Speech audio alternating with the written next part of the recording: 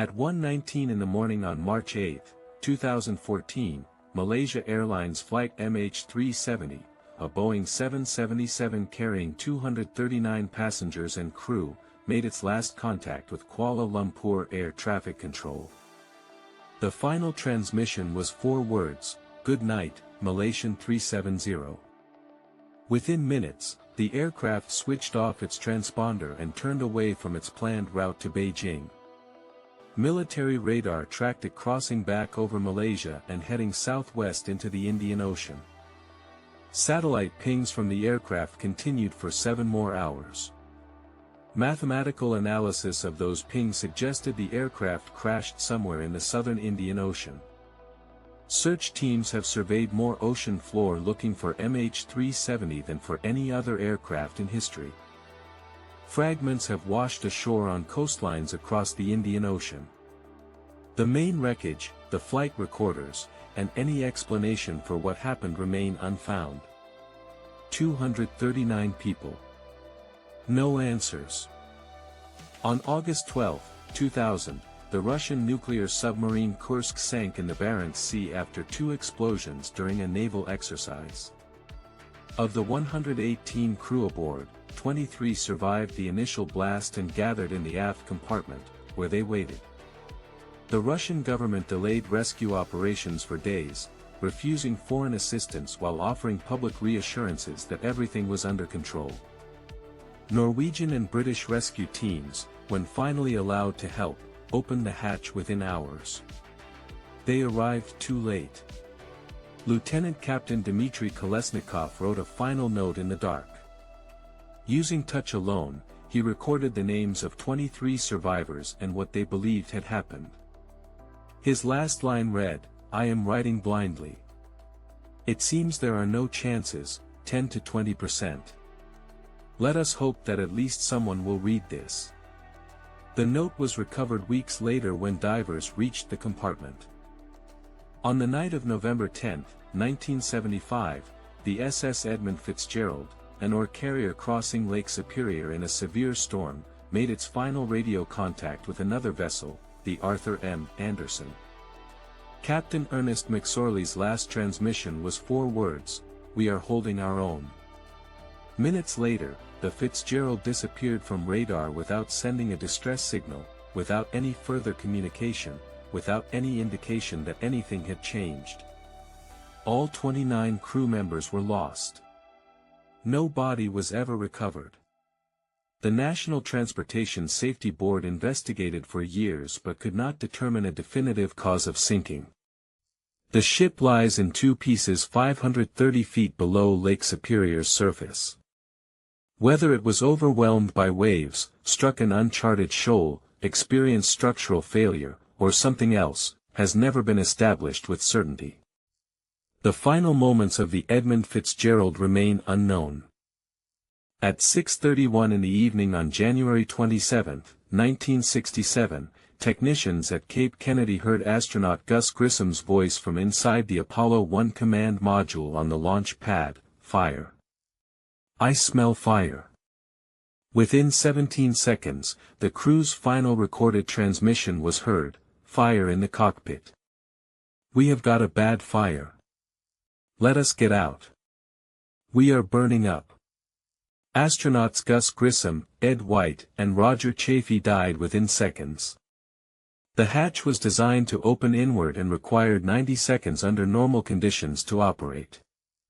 In the pressure and heat of the fire, it was impossible. The command module's pure oxygen atmosphere caused the blaze to spread at a catastrophic rate.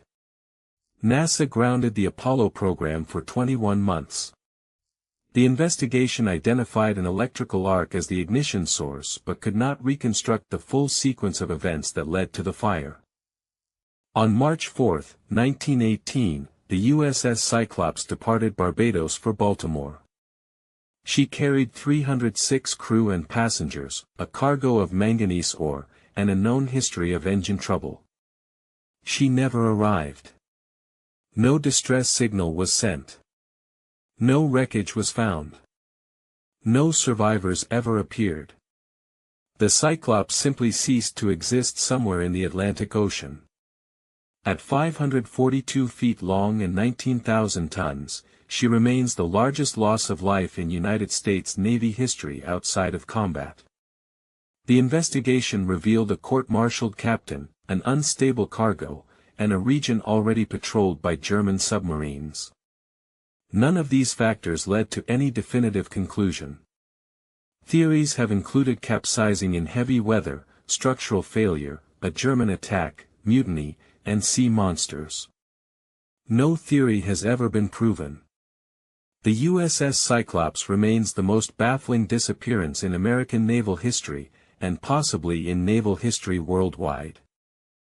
Between August and November 1888, at least 5 women were murdered in the Whitechapel district of London in a series of exceptionally brutal killings. The murderer sent taunting letters to police signed Jack the Ripper, and evaded one of the largest manhunts in Victorian history. Over 2,500 people were investigated. Suspects have included a Polish barber, a surgeon, a member of the royal family, and dozens of others proposed by investigators across 130 years.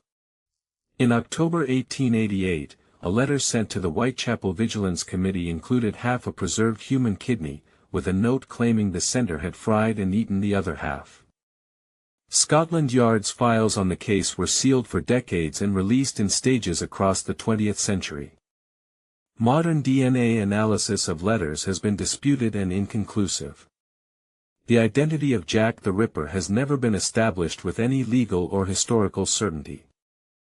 In April 1943, 4 boys poaching birds' eggs in Hagley Wood, Worcestershire, discovered a human skull inside the hollow trunk of a wych elm tree.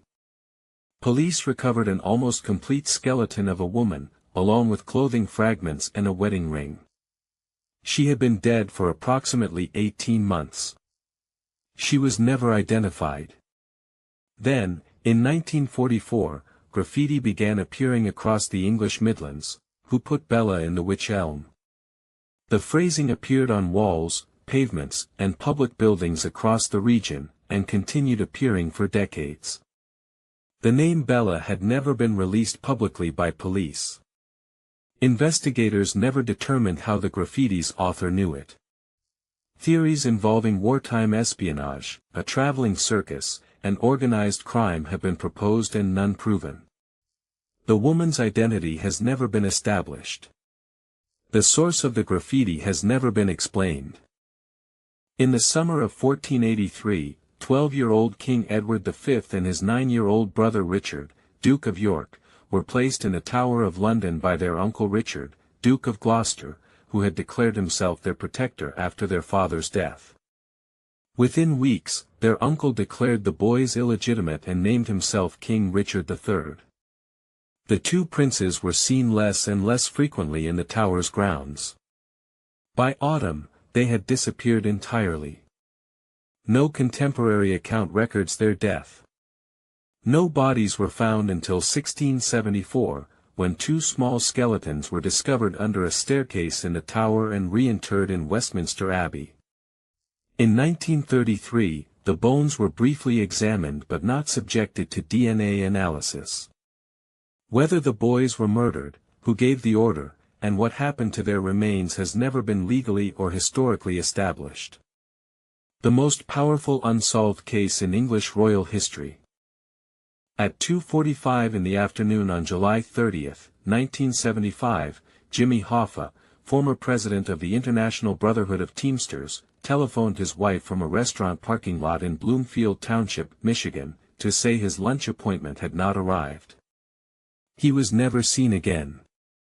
Hoffa had served 4 years in federal prison before his sentence was commuted by President Nixon. After release, he was attempting to reclaim control of the Teamsters from organized crime figures. The FBI has investigated his disappearance continuously for 50 years.